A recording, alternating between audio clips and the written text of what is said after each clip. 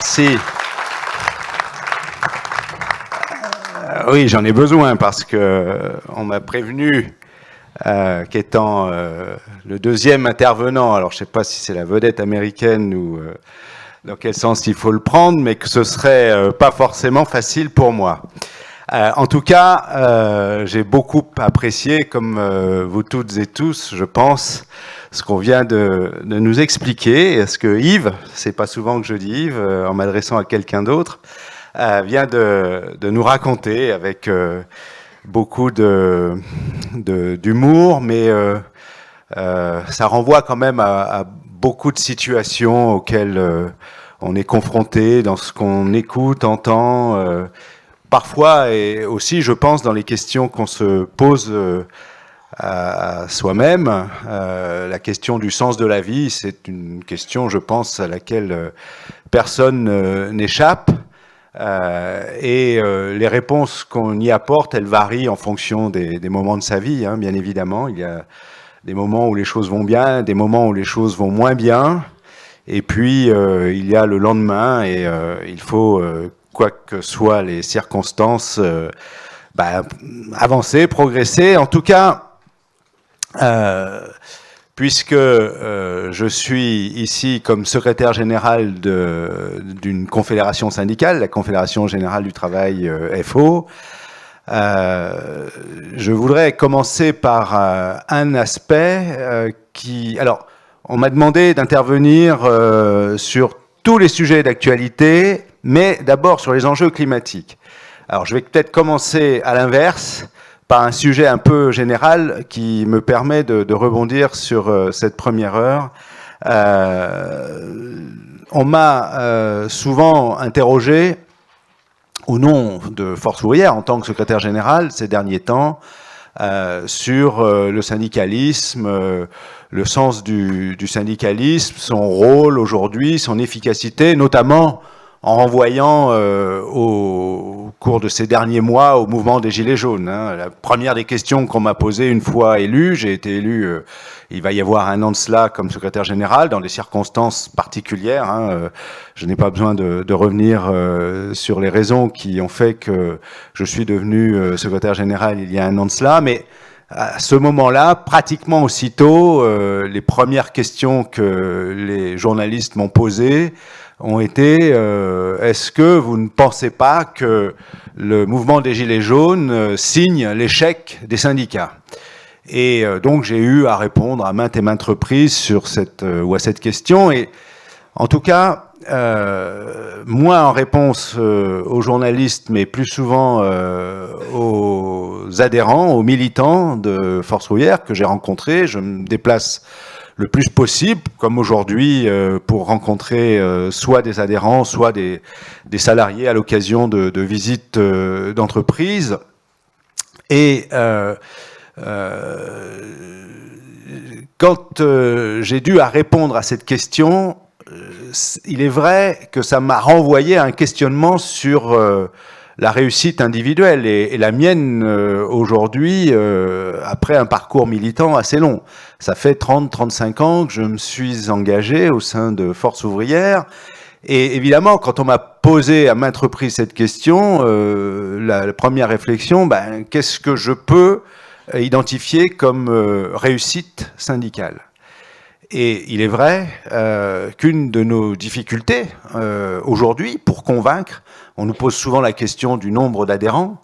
Les syndicats en France ont moins d'adhérents que dans d'autres pays. Alors c'est très discutable, hein, si vous voulez, on y reviendra, mais il va de soi qu'aujourd'hui, pour convaincre quelqu'un d'adhérer au sein d'un syndicat et de FO pour ce qui nous concerne, ça n'est pas forcément immédiat. Pourquoi ? Parce que j'avais expliqué, par exemple, qu'il serait peut-être utile de rappeler, de rétablir, de remettre à l'ordre du jour ce que sont, ce que font, ce qu'on fait et ce que font encore les organisations syndicales et FO en particulier. Pourquoi je disais cela ? Parce que c'est vrai que si je me retourne sur mon propre parcours, 30-35 ans militant au sein de FO, 35 ans, je ne peux pas aujourd'hui, à la différence de ceux qui nous ont précédés, brandir une grande conquête sociale, une grande conquête syndicale.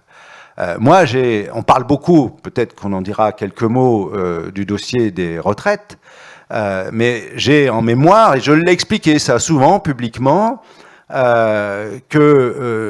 l'a complètement oublié, mais par exemple, on parle de protection sociale, d'espérance de vie, on nous oppose d'ailleurs aujourd'hui le fait qu'il faudrait qu'on travaille plus longtemps parce que l'espérance de vie s'est accrue et qu'on vit plus longtemps, plus vieux, plutôt en moyenne, en meilleure santé, même s'il y a un véritable enjeu en matière de dédépendance désormais, et que par voie de conséquence, pour équilibrer les systèmes de protection sociale entre recettes et dépenses, alors je reviendrai aussi sur le terme de dépenses associées, eh bien, il faudrait travailler plus longtemps. On oublie simplement de dire deux choses.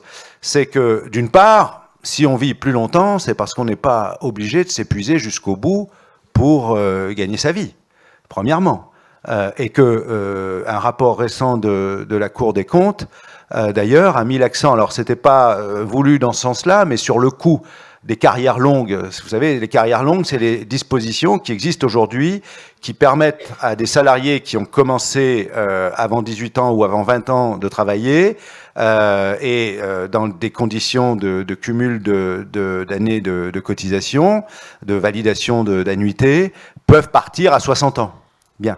Et alors, la Cour des comptes pointait du doigt, mais en même temps, interrogeait sur le fait que les carrières longues pouvaient avoir un effet sur l'allongement de l'espérance de vie des salariés concernés. Donc, on oublie que, voilà, si on vit plus longtemps, c'est parce qu'on n'est pas obligé de s'épuiser jusqu'au bout. C'est parce qu'on a mis en place des systèmes de retraite, un droit à la retraite, un droit de s'arrêter au terme d'une vie active complète et de profiter du restant à vivre paisiblement à d'autres activités que l'obligation de travailler pour boucler les fins de mois.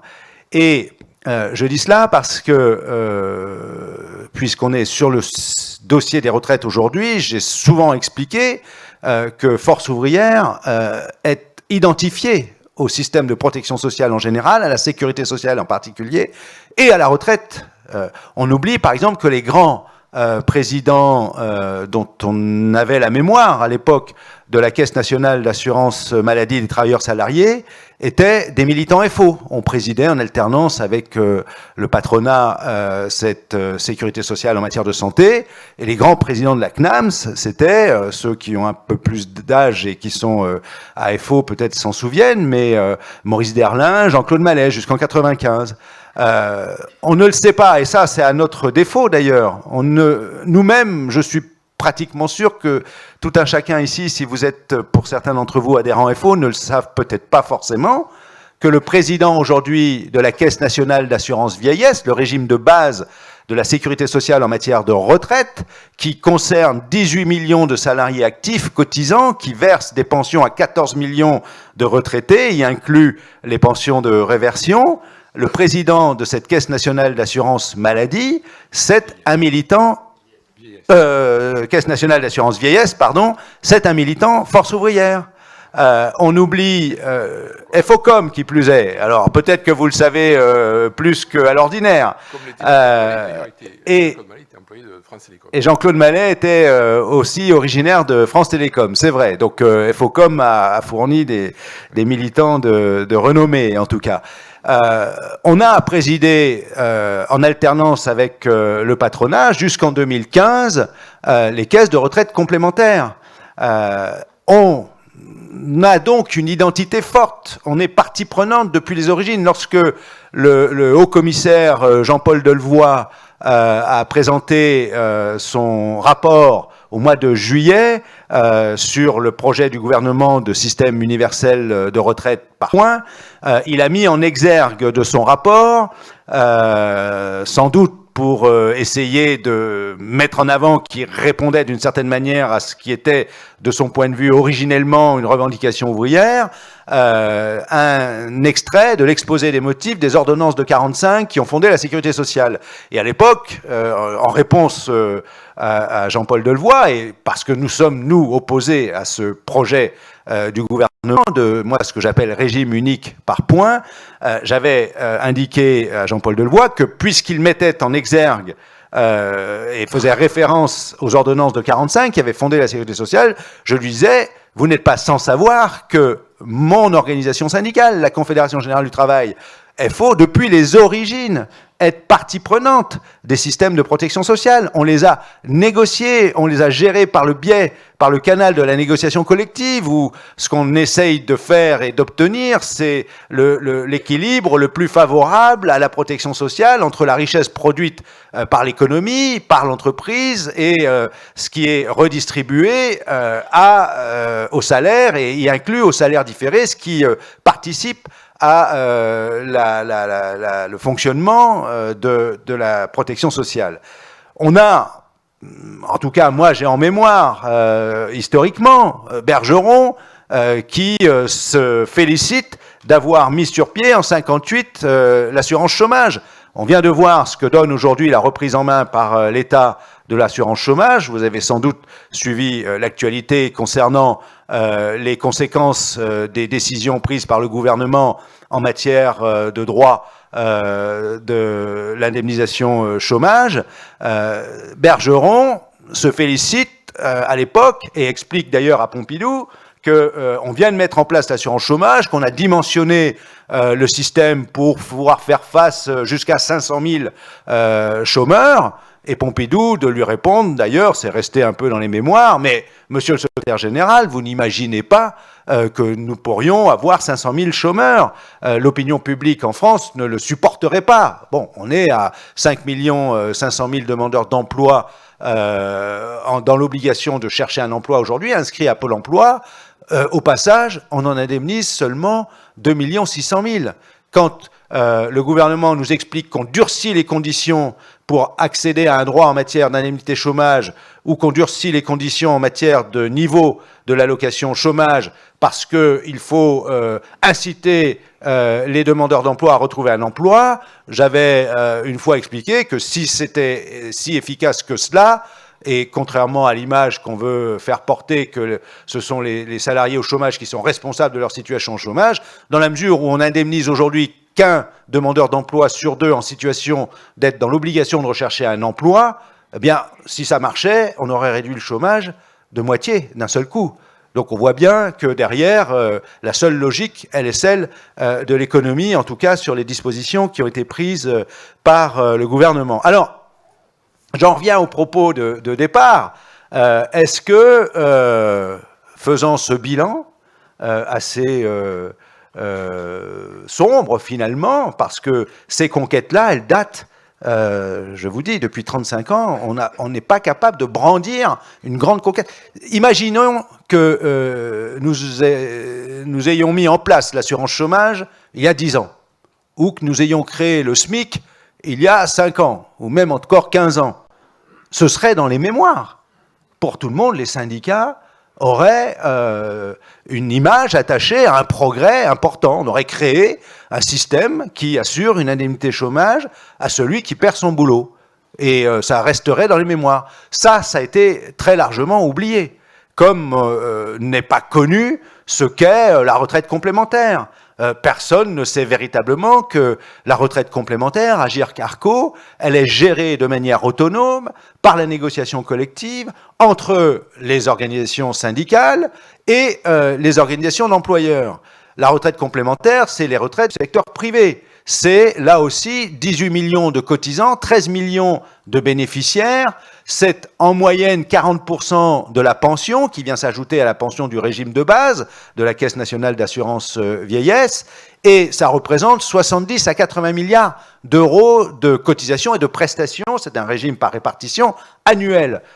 Nous avons signé un accord au mois d'avril dernier qui garantit l'équilibre des retraites complémentaires à horizon de 15 ans en termes financiers, dans lequel on s'est accordé pour garantir le pouvoir d'achat des retraites complémentaires sur les 4 années à venir, avec y compris en fonction de la situation économique chaque année la possibilité d'un coup de pouce, pas énorme mais quand même, dans les circonstances actuelles ça n'est pas négligeable, et ça on ne le sait pas et on ne sait pas le valoriser, le mettre en avant. Donc on a une situation où, effectivement, le bilan, le retour sur soi, le retour sur un parcours militant, on est à peu près de la même génération, c'est vrai qu'on a... Alors, c'est peut-être moins le cas quand on descend au niveau d'une entreprise, d'un secteur d'activité, a fortiori d'une entreprise, au quotidien, on sait, et d'ailleurs, c'est là que se fait la ressource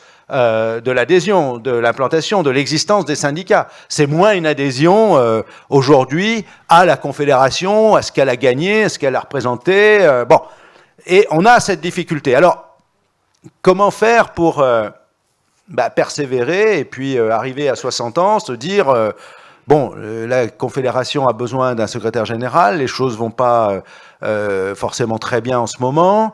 Avec ce bilan-là, je suis candidat. Parce que, franchement, si on se repose la question de réussir sa vie du premier coup, qui plus est, j'arrive plutôt, non pas vers la fin, j'espère en tout cas, mais eh bien moi je crois profondément à une première chose, et je pense que ce qu'on vient d'entendre y participe d'une certaine manière, c'est qu'on ne baisse pas les bras, on s'engage. Et être adhérent, militant d'une organisation, ça pourrait être le monde associatif, politique. Je crois beaucoup au rôle important, et malheureusement, ils sont très mal en point des partis politiques du point de vue de la démocratie, en tout cas dans notre République, ou dans une organisation syndicale. Et s'engager en soi, c'est un facteur, je pense, de réussite. C'est vrai que le bilan parfois de l'engagement n'est pas forcément celui de victoire ou de grandes conquêtes ou de grandes réussites. Je viens de le dire au niveau, en tout cas, de la Confédération, c'est assez difficile. Et c'est assez difficile de se dire, oui, mais heureusement qu'on est là pour résister, pour empêcher. Ça pourrait être pire, j'ai plus la mémoire de la formule, mais... Voilà, c'est moins grave que si c'était pire. Alors on peut toujours s'appuyer là-dessus, mais c'est vrai que au fil du temps, c'est un peu insuffisant. Hein. Mais je crois, moi, beaucoup à la vertu de l'engagement collectif, de l'engagement celui d'un philosophe humoriste qui... il y a une forme d'engagement, de faire passer un message dont moi je retiens qu'il est très optimiste. En tout cas, moi je l'ai compris comme ça, et avec évidemment beaucoup d'ironie, mais l'ironie fait partie de l'humour. Et en tout cas, voilà, je pense que quand on s'engage, quand on adhère, quand on milite, quand on prend une responsabilité, et c'est peut-être sans doute vrai dans un collectif de travail, si tant est que le collectif de travail ne soit pas usant, écrasant, et que il se déroule. Et c'est là, alors là, pour le coup, le rôle majeur du syndicat au niveau de l'entreprise, que de s'assurer chaque jour que l'environnement de travail répond justement au fait que... Moi, j'ai retenu une très bonne... je vous passe le message, je ne sais pas si on peut en faire quelque chose ou non, mais il n'y a pas très longtemps, c'était dans le Jura. L'Union départementale du Jura réunissait ses syndicats, c'était sa réunion de rentrée habituelle chaque année, et c'est souvent l'occasion d'échanges avec les différents responsables de syndicats de secteurs divers et variés. Et l'un d'entre eux, un jeune, qui venait de réussir quelques mois auparavant à créer une section syndicale et qui avait eu à affronter, entre guillemets, la campagne pour l'élection, la mise en place du CSE, était très heureux parce que pour son premier coup, son premier essai, il avait passé la barre des 10%. Alors, il n'avait pas conquis la majorité dans l'entreprise, mais bon, j'ai plus en tête, mais peut-être 13, 14, 15%, je ne sais plus, mais très satisfait de lui puisque c'était une première. Nous n'étions pas présents, et lui, évidemment, s'était engagé pour la première fois à titre syndical, avec la volonté de porter des propositions, des revendications, comme on dit en vocabulaire syndical, pour améliorer le sort des uns et des autres dans l'entreprise. Et à la fin de son intervention, où il explique comment il avait fait et le résultat qu'il avait obtenu, très courte, hein, c'est pas un tribun du tout, c'était un camarade ouvrier d'un secteur de l'industrie, nous dit, voilà, moi, la façon dont je conçois le mandat de délégué syndical, il est de réussir à ce que chacun des salariés de l'entreprise reparte du travail le soir avec le sourire. J'ai trouvé ça assez positif, une définition qu'on devrait utiliser. Alors on pourrait l'utiliser à l'entrée, mais voilà, que s'assurer que chaque salarié, quand il quitte son travail le soir, le quitte avec le sourire. Donc, voilà, ce que je voulais dire de manière un peu générale aujourd'hui, c'est cela. Je pense qu'on a besoin, de toute façon, on ne vit pas isolé, on peut vivre isolé, hein, mais on vit en société, et je pense que s'engager, et en particulier évidemment pour ce qui me concerne au sein d'une organisation syndicale et de l'organisation syndicale FO, c'est, je pense, participer ou œuvrer à réussir d'une certaine manière sa vie d'une façon ou d'une autre. Il y a bien d'autres aspects sur lesquels, bien évidemment, la réflexion peut porter, mais je crois profondément à cela. Alors, ce dont je me méfie quand même, c'est ce qu'on utilise beaucoup, parce que très souvent, on est confronté à la difficulté de certains enjeux. Là, on est confronté directement à la difficulté du dossier des retraites. Est-on en capacité, aujourd'hui, de se faire entendre? Nous avons expliqué, nous, très clairement, les raisons pour lesquelles nous étions en désaccord avec le projet lui-même, dès le départ, d'un régime unique par points, pour deux raisons majeures. La première, elle est que on irait détruire, supprimer, parce que c'est ça que ça signifie, le système actuel, qui est fondé sur... alors on dit 42 régimes, hein. La réalité c'est que si vous prenez le régime de base de la sécurité sociale, les 18 millions de cotisants, les 14 millions de retraités qui en bénéficient avec son régime complémentaire, si vous y ajoutez les régimes de la fonction publique, État et collectivités territoriales, vous couvrez déjà 80 à 90% de la population concernée par les retraites. Donc quand on agite, comme à chaque fois, les régimes spéciaux, les dispositions spécifiques de telle ou telle catégorie, pour nous expliquer que, vous voyez bien, c'est quand même pas égal, tout ça devrait être uniformisé, etc., au nom du principe général d'équité, qui fait qu'on a toujours du mal, d'ailleurs, à savoir ce qui est véritablement équitable au bout du bout.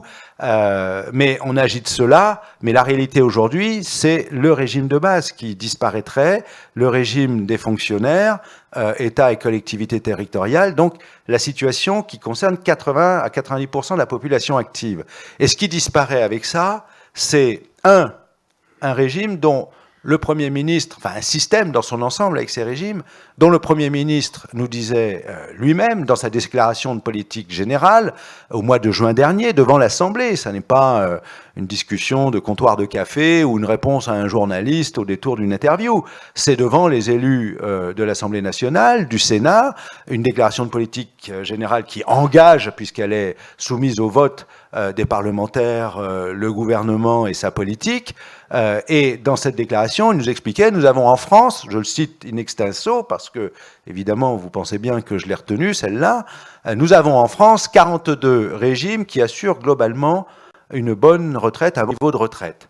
Et il a ajouté, d'ailleurs, très récemment, publiquement, notre système de retraite est un trésor national qui nous est envié à l'étranger. notamment en Europe. Et si on regarde les dernières statistiques, par exemple de l'INSEE européenne, Eurostat, le taux de pauvreté parmi les retraités en France est le plus faible et de loin par rapport à ce qu'on rencontre dans d'autres pays en Europe. Et je pense que tout le monde ici a peut-être entendu parler maintenant du système suédois, et il y a un reportage et plusieurs articles qui ont été faits sur le système suédois, qui est un régime universel qui est aligné sur l'évolution de l'espérance de vie, dans lequel, à 75 ans, il faut chercher un petit boulot pour compléter la pension, parce que ça ne suffit plus, et que le taux de pauvreté en Suède parmi les retraités est nettement plus important qu'en France. Donc, premièrement, pourquoi supprimer ce qui garantit un bon niveau de retraite, ce qui nous est envié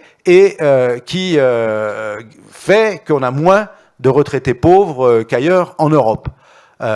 Deuxièmement, et c'est très directement lié, la question, elle est évidemment pourquoi faire ? Et pourquoi faire ? Il faut comprendre que ce qu'on nous propose, c'est un régime par points, c'est-à-dire que toute votre retraite sera fondée sur ce célèbre capital de points que vous devrez acquérir, vous constituer tout au long de votre carrière. Bon, déjà, je trouve que le vocabulaire utilisé, capital, se constituer son capital de points, a déjà une certaine connotation.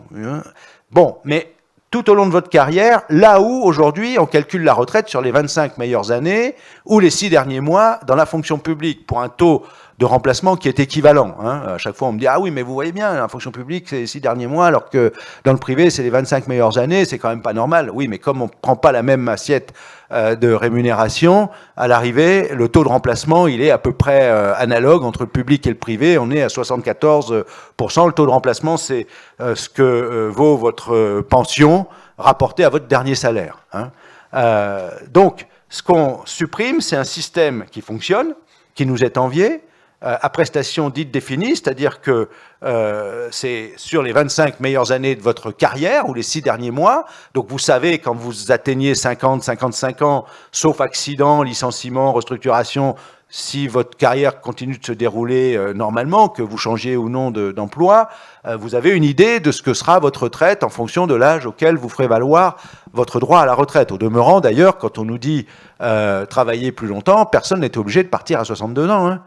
Et si on part à 62 ans, c'est parce que, pour beaucoup, c'est déjà trop. Et beaucoup attendent avec impatience, parce que selon les métiers, selon la fatigue, qu'elle soit physique ou psychologique, eh bien, on n'a qu'une envie, c'est enfin de pouvoir jouir de ce temps pour soi, autre que celui de la contrainte de chaque jour, aller travailler dans des conditions où même maintenant, on va vous dire que si vous travaillez le soir de 21h à minuit, ça ne sera plus majoré. Pour favoriser l'ouverture des commerces le soir, c'est la dernière en date. Donc, on va passer à un système où il faudra tout au long de votre carrière faire en sorte de constituer ce capital de points. Et vous avez bien compris que tout au long de la carrière, c'est plus les 25 meilleures années, c'est-à-dire y compris dans les périodes, au début de carrière, on a un petit salaire, quand on a un boulot, quand on a un boulot à temps plein, quand on a un boulot à durée indéterminée. Tout ça, ça se cumule dans les difficultés auxquelles seront confrontés celles et ceux demain qui devront se constituer ce capital de points. Et puis, vous avez 1 euro cotisé vaudra les mêmes droits. Oui, mais si vous comprenez bien et si vous faites la suite de la phrase, 1 euro cotisé vaudra les mêmes droits. En clair, petit salaire, maigre capital de points, petite retraite. Donc, comment on fait pour faire que ce système soit aussi redistributif ? Le taux de remplacement dont je parlais tout à l'heure, notre système aujourd'hui, il est solidaire, parce que le taux de remplacement est beaucoup plus élevé quand vous avez un petit salaire que quand vous avez un plus grand salaire. On fait en sorte, justement, de faire que la contribution de ceux qui ont le plus de moyens permette, c'est tout le jeu de la solidarité, de garder, y compris les cadres, dans le système de solidarité, c'est-à-dire les plus hauts salaires, avec la difficulté du futur régime unique par points si le gouvernement vient à ses fins, on arrive à ses fins, qu'on va limiter, la cotisation sur Agirc Carco n'existera plus. Et donc on va limiter à 3 plafonds. C'est-à-dire qu'au-dessus, les cadres qui gagnent plus que les 3 plafonds de sécurité sociale, alors ils ne sont pas des milliers des cents, mais il y a cette tendance aussi à écarter du système collectif solidaire les plus hauts revenus. C'est comme sur l'assurance chômage avec la dégressivité imposée aux cadres. Alors ça paraît comme ça, bah oui, après tout, les cadres qui ont des hauts revenus ont une indemnité chômage élevée. Bon, après tout, s'il faut faire un peu d'économie sur l'assurance chômage, pourquoi pas mettre en place une dégressivité? C'est ce que le gouvernement a décidé récemment, à partir du 7e mois, au-dessus de 4 500 € brut par mois d'indemnité, enfin de salaire, vous subirez une dégressivité de 30% de votre indemnité chômage. Bien, on oublie simplement de dire que les cadres contribuent à 45% des recettes de l'assurance chômage aujourd'hui et ne consomment en termes d'indemnité, mais c'est normal, ils sont moins souvent au chômage et moins longtemps au chômage. C'est plus compliqué à partir d'un certain âge parfois, selon les secteurs d'activité, mais ne consomment que 15%. C'est-à-dire que la contribution des cadres à l'assurance chômage, elle est largement bénéficiaire. Donc, on va faire payer aux cadres, en quelque sorte, leur situation plus favorable sur l'indemnité chômage, c'est pas forcément la bonne idée, et c'est surtout un mauvais signal. Parce que ce que ça risque d'ouvrir, et imaginez-vous que les assureurs regardent ça avec intérêt. On va soit sur l'assurance chômage, soit sur une partie de retraite complémentaire. Bah, pourquoi ne pas proposer une assurance individuelle, c'est-à-dire de la capitalisation individuelle, pour compléter ce qui n'est plus servi par le système collectif. Et ça, vous avez compris que ce type de dérive, elle est dangereuse pour le système dans son ensemble. Donc, on n'a pas de raison de supprimer ce qui fonctionne, ce capital de points qu'il faudra se constituer, et puis surtout, le moment venu, quand vous aurez les 62 ans, puisqu'on nous a dit qu'on ne toucherait pas à l'âge légal, c'est-à-dire celui où vous pouvez convertir ce capital de points en retraite, on vous explique que ce capital de points, vous le convertirez, mais en fonction de la valeur de service du point. Et le problème, c'est que la valeur du service du point, elle n'est pas fixée, gravée dans le marbre. Autrement dit, là où, à 50, 55 ans, vous avez une idée aujourd'hui avec le système actuel de ce que sera votre pension, parce que 25 meilleures années, on vous fait les calculs, vous avez reçu à partir de 50 ans d'ailleurs l'information vous concernant en matière de droit à la retraite, et vous pouvez aller consulter sur le site public Info Retraite ce que sont vos droits à la retraite à l'heure d'aujourd'hui, et vous voyez à peu près quand, évidemment, à 20, 30, 40 ans, vous n'avez pas idée de ce que sera votre retraite, vous n'avez pas idée de ce que sera votre carrière. Mais quand vous arrivez à 50, 55 ans, là, vous avez une idée. Demain, vous n'aurez pas de certitude parce que, et ça, c'est le gros deuxième principal aspect de notre opposition, qui décidera demain du cadre, du pilotage, du système de retraite, du cadre financier, du pilotage du système de retraite? L'État. À partir du moment où vous avez fait un régime unique, le syndicat n'a pas vocation à gérer par la négociation collective pour le compte des exploitants agricoles, des chefs d'entreprise, des professions libérales, que sais-je encore, des non-salariés. Nous n'avons pas de légitimité à aller imposer une règle qui s'impose à des catégories que nous ne représentons pas. Nous n'avons jamais, d'ailleurs, nous, revendiqué de gérer l'intérêt général. Nous sommes favorables à ce que, en démocratie et en république, l'intérêt général soit arbitré par celui qu'il porte, c'est-à-dire le pouvoir politique. Nous, ce que nous espérons, c'est faire en sorte que l'intérêt que nous représentons, celui des salariés, soit pris en compte de la meilleure des façons, au plus haut niveau, dans le cadre de cet arbitrage. Mais nous ne voulons pas être l'arbitre de l'intérêt général. Donc demain, c'est l'État qui gérera le régime unique par points, par définition, puisqu'il concernera l'ensemble de la population, y compris chefs d'entreprise. Beaucoup de chefs d'entreprise, aujourd'hui, sont salariés, ne l'oublions pas. Et donc, demain, eh bien, vous avez compris. Et là je le dis parce que j'évite toute forme de polémique, parce que ça ne sert pas l'action syndicale d'une manière générale. Mais j'entends aujourd'hui nous dire, on est dans une phase de consultation, de concertation, donc vous savez que Force ouvrière a décidé d'appeler à la grève le 5 décembre, parce que nous ne sommes pas entendus. Encore une fois, je l'ai souvent expliqué aussi, notre objectif n'est pas d'appeler à la grève, notre objectif n'est pas de faire en sorte que les salariés se mettent en grève. Notre objectif, c'est de se faire entendre. Et si on n'est pas entendu, et on ne peut pas nous accuser de ne pas avoir expliqué encore, sans relâche, sur chacun des aspects, les raisons pour lesquelles, publiquement, nous ne sommes pas en accord avec ce projet. Nous n'avons pas été surpris par les préconisations du haut-commissaire. Ils ont relancé une concertation, mais elle ne va rien produire de nouveau, en dehors du débat maintenant sur la clause du droit du grand-père ou non. C'est-à-dire qu'on n'appliquerait qu'à ceux qui rentreraient peut-être demain dans la vie active, ce qui, pour le coup, en termes de responsabilité politique, interroge, je trouve. Mais quoi qu'il en soit, nous n'avons jamais été contredits. Donc nous avons expliqué sans relâche, systématiquement, précisément, en détail, publiquement, et à un moment donné, si nous ne sommes pas entendus, on est en démocratie. J'ai rencontré à la fois le haut-commissaire, le Premier ministre, le président de la République, au nom de la Confédération, et à ceux-là, je leur ai dit, écoutez, il y a un problème au départ, on n'est pas d'accord. Je vous dis pourquoi nous ne sommes pas d'accord, et reprenons la discussion à ce niveau-là, parce que, si vous voulez, il y a aussi, on pourrait faire l'analogie avec le bien-être au travail, mais une façon de penser le dialogue, la concertation, assez nouvelle aujourd'hui. On décide et on nous invite ensuite à venir discuter et on nous dit, vous voyez, tout est à la discussion de la façon dont on met en place la décision. Mais le problème, c'est que si on n'est pas d'accord avec la décision de départ, évidemment, on ne va pas aller, du coup, on n'est pas cynique, on est sincère. Je ne vais pas, au nom de FO, expliquer que, bon, on n'est pas d'accord, mais on va aller voir comment on fait pour mettre en place le système. Et on n'a pas d'illusion sur la raison que nous invoquons. Et si je prends l'assurance chômage, regardez ce qui s'est passé. Et il n'y a pas besoin d'être grand clair.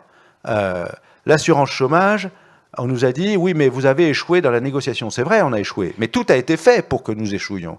Le gouvernement et le président de la République l'a dit très récemment, publiquement. Il a expliqué, c'était le débat à Rodez sur les retraites, là, quand il a relancé, il en a fait qu'un d'ailleurs, hein, on voit bien qu'il a pris un peu de recul sur son implication dans le grand débat ou la forme de débat citoyen sur le dossier des retraites. Donc il a relancé cette concertation citoyenne sur les retraites, elle a eu lieu, hein, au demeurant. Tout au long des 18 mois de concertation qui ont précédé avec le haut-commissaire, il y a eu, plus personne n'en parle. Les journalistes pourraient faire un peu mieux parfois leur travail, je pense, mais on oublie que tous ces ateliers citoyens, participatifs, prospectifs, avec participation des ministres, du Premier ministre sur le dossier des retraites, ont été mis en œuvre tout au long des 18 mois de concertation qui ont conduit au rapport du haut-commissaire. Donc, je ne vois pas bien ce que va changer à partir du moment où, en plus, on part des préconisations du haut-commissaire, cette nouvelle forme de débat. Toujours est-il que, à Rodez, le président de la République explique, ben voilà, c'est simple, l'assurance chômage, on a décidé de transformer la cotisation, il n'y a plus de cotisation salariale, c'est de la CSG, et donc c'est normal, c'est l'État qui doit prendre ses responsabilités en matière d'assurance chômage. Donc on voit bien qu'ils avaient largement décidé par avance que l'État allait reprendre la main sur les décisions en matière d'assurance chômage. Qui peut se faire une illusion un instant sur le fait que demain, ce ne sera pas l'État qui décidera des paramètres, valeur d'achat du point, valeur de service du point, et par voie de conséquence, eh bien, le moment venu, en fonction de ce qu'aura été votre vie active, votre capital de points, et ce que sera le moment en question, la valeur de service du point, en fonction de quels paramètres, de quelles contraintes seront décidés le cadre du pilotage financier du système de retraite, vous avez compris, on nous le sert depuis assez longtemps. 14 points de PIB représentent les retraites. 14 points de PIB, autrement dit, j'en viens à ce que je vous disais tout à l'heure, et je passerai ensuite à l'autre sujet, on ne raisonne plus qu'en termes de dépenses. Et là, il faut faire attention à cela aussi. C'est peut-être une forme de mise en garde moins humoristique, mais on ne parle plus de la fonction publique, du service public, de la protection sociale, qu'en termes de dépenses publiques. On nous dit, ça représente 14 points de PIB. Il faut réduire les déficits publics, l'endettement, la dette. Bien. Il faut faire très attention à la communication. Très, très attention. Et je pense que c'est ce qu'on a largement entendu aussi tout à l'heure sur les termes, les phrases, la logique de telle ou telle assertion qui semble évidente a priori, mais si on prend un peu le temps de réfléchir à ce que ça peut signifier ou ce qu'elle peut signifier ou son contraire, on s'aperçoit que c'est peut-être un peu discutable. Allez autour de vous, samedi matin sur le marché, vous interrogez. Est-ce que vous êtes d'accord avec la réduction de la dépense publique? Bah, la majorité des personnes va vous dire oui.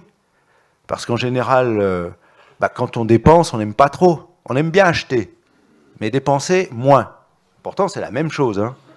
Et dépenses publiques, qui plus est, si c'est public, ça nous concerne. Donc, a fortiori, oui, vaut mieux éviter la dépense publique. Donc, réduire la dépense publique, oui. Et vous reposerez le samedi une autre question, est-ce que vous êtes d'accord pour qu'on ferme l'école, le bureau de poste, la maternité, on va la transférer là-bas, il faudra travailler plus longtemps pour avoir une retraite, etc., etc. Bon, là, je pense que les mêmes vous diront, non. Oui, mais c'est la même chose que l'achat et la dépense. Hein. La dépense publique, c'est ça. Et donc la question, elle est celle du projet de société. De quelle société, dans quelle société on veut vivre et qu'est-ce qu'on met en avant. Et donc, là encore, je pense que s'engager, ça c'est important aussi. Le collectif, c'est surtout s'assurer que chacun d'entre nous préserve son libre arbitre. Hein. Ne suivez pas le premier des gourous possibles, ni la première assertion. Prenez tout le temps le recul. Commencez toujours par vous dire non, je ne suis pas d'accord avec ce qu'il dit. Et prenez le temps d'aller vous renseigner, de vous informer, d'essayer de comprendre par vous-même.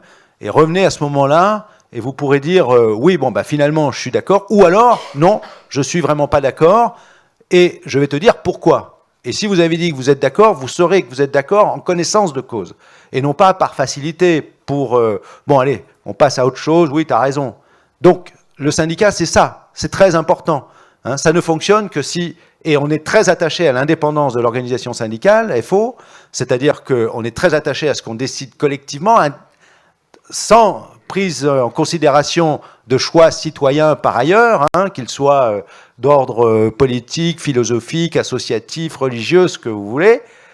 L'essentiel, c'est qu'on est ici dans un collectif, on est dans une entreprise confrontée à telle ou telle situation, difficulté ou proposition ou évolution, et qu'est-ce qu'on en pense en tant que salarié au sein du collectif qui est le syndicat, mais que chacun vienne avec sa propre opinion, sa propre idée fondée sur ce qu'il estime être la raison, après avoir lui-même fait ou elle-même la démarche pour comprendre, connaître et être partie prenante du débat. Donc, j'en viens à ce stade-là, à la deuxième partie peut-être. Je ne sais pas comment vous avez prévu, si... c'est toi qui gères, on fait moi, sauf que on a un timing qui est quand même... Oui, alors on n'a plus beaucoup de temps, c'est voilà, ça? Bien.